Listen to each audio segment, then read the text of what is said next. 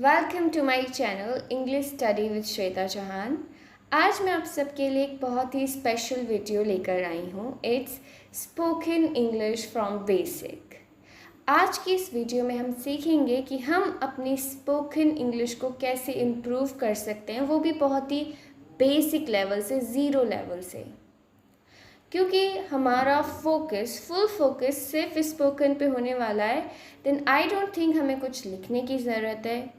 क्योंकि जब भी हम किसी भी लैंग्वेज को लर्न कर रहे हो, किसी भी नई लैंग्वेज को सीख रहे हो, the very nice tip is to speak it as much as you can. अगर आपको सही बोलना आ रहा है या नहीं आ रहा है, बट आपका फोकस होना चाहिए बोलने पर। आप चाहें तो अकेले प्रैक्टिस कर सकते हैं, अपने आप से बातें कर सकते हैं, लेकिन इंग्लिश में डजेंट मैटर आपकी ग्रामर सही है या नहीं, आप जो बोल रहे हैं वो सही है या नहीं, but what's important is that you are practising your spoken English. Okay, तो सबसे पहले इस वीडियो की शुरुआत करते हैं हम दिस एंड दैट से। आई नो ये बहुत ज़्यादा सिंपल साउंड करता है, बेसिक साउंड करता है, लेकिन जब हम अपनी इंग्लिश बेसिक लेवल से ही मज़बूत बनाना चाहते हैं, हम अपनी फाउंडेशन को मज़बूत बनाना चाहते हैं, तो हमें बहुत ही बेसिक से शुरू करना पड़ेगा। इन छोटी छोटी चीज़ों पर अपनी पकड़, अपनी जो ग्रिप है उसको बहुत ही स्ट्रॉन्ग करना पड़ेगा। Okay, so this and that. This को हम हिंदी में बोलते हैं यह। दैट की हिंदी होती है वह। ओके, तो दिस एंड दैट दोनों का हम यूज़ करते हैं जब हम किसी एक चीज़ यानी सिंगुलर ऑब्जेक्ट के बारे में बात कर रहे हों। For example, let's take this pen. ये सिर्फ एक पेन है, then I can say this is pen. This क्यों कहा मैंने? क्योंकि ये पेन अभी इस वक्त मेरे पास में है, लेकिन अगर इसी पेन को मैं दूर रख देती हूँ तो मैं कहूँगी that is a pen. Okay, this यानी ये पेन मेरे पास में है, कोई भी चीज़ जो मेरे पास में हो, सिंगुलर हो, तब हम लगाते हैं दिस इज़ प्लस जिस भी बारे में आप बात करना चाह रहे हैं, जिसको भी आप बोल रहे हो। अगर यही चीज़ दूर रखी है तो मैं कौन सा फॉर्मेट यूज़ करूँगी? दैट इज़ प्लस जो भी ऑब्जेक्ट है, that is a pen. Okay, और आप अपनी सराउंडिंग में देखिए, जो भी चीज़ आपको दिखती है उसके साथ आप दिस और दैट की प्रैक्टिस कीजिए। आपको वेट करने की ज़रूरत नहीं है, you can just pause this video and start practising just now. Okay, for example, this is mobile phone, that is laptop, this is box, that is table. तो आपको बहुत ही सिंपल सा फॉर्मेट फॉलो करना है, दिस इज़ प्लस जिसके बारे में भी आप बोल रहे हो। Okay, let's sum up once again. This यानी यह, जब कोई एक चीज़ हो, सिंगुलर हो, प्लस हमारे पास में हो। दैट यानी वह, जब कोई एक चीज़ हो, सिंगुलर ही हो, लेकिन हमसे थोड़ी दूर पर हो। अब हम बात करते हैं जब हमारे पास एक से ज़्यादा सब्जेक्ट्स हों या ऑब्जेक्ट्स हों। ठीक है, सिंगुलर के लिए हम यूज़ करते हैं दिस और दैट का। अगर वही बात हो प्लूरल की यानी एक से ज़्यादा की, तब हम यूज़ करेंगे दीज एंड दोज। दीज का हिंदी में मतलब होता है ये, और दोज का मतलब होता है वो। दीज का हम यूज़ करते हैं जब कोई चीज़ हमारे पास में हो, एंड दोज का जब वो दूर पर हो। फॉर एग्ज़ाम्पल, मैंने कहा था this is a pen, this is a pen and that is a pen, अगर यही पेन दूर हो।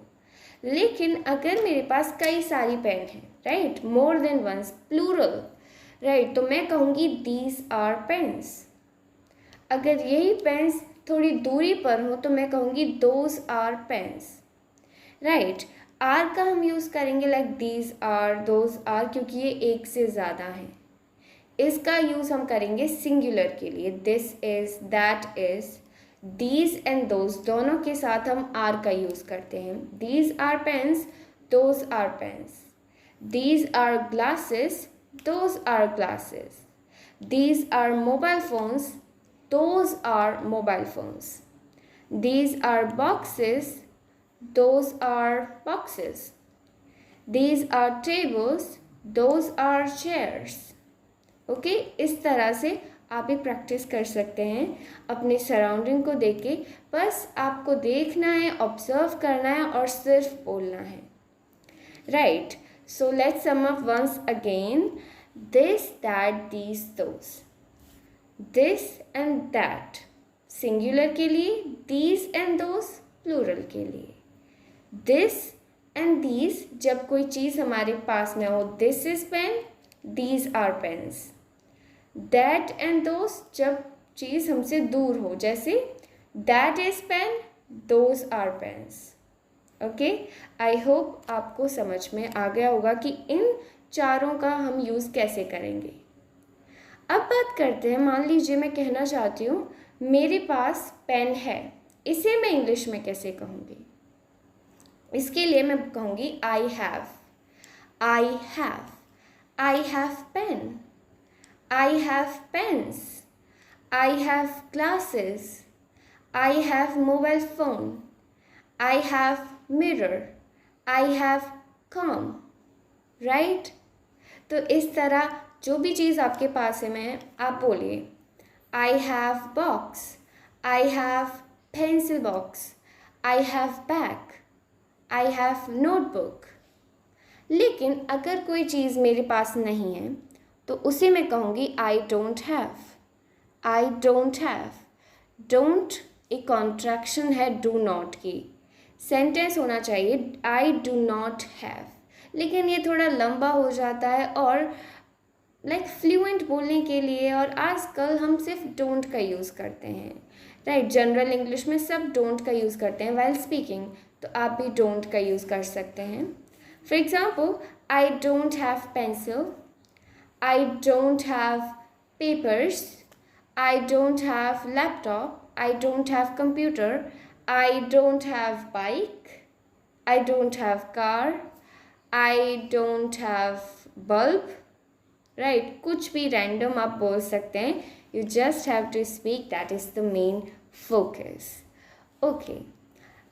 अब ये बात की मेरे पास क्या है और मेरे पास क्या नहीं है, लेकिन अगर हम यही बात किसी सामने वाले पर्सन के लिए बोल रहे हैं, मान लीजिए हमारे पास सब्जेक्ट है she and he, like she का यूज़ करते हैं जब हम किसी लड़की के बारे में बात कर रहे हो, एंड ही का यूज़ हम करते हैं जब हम किसी लड़के के बारे में बात कर रहे हैं।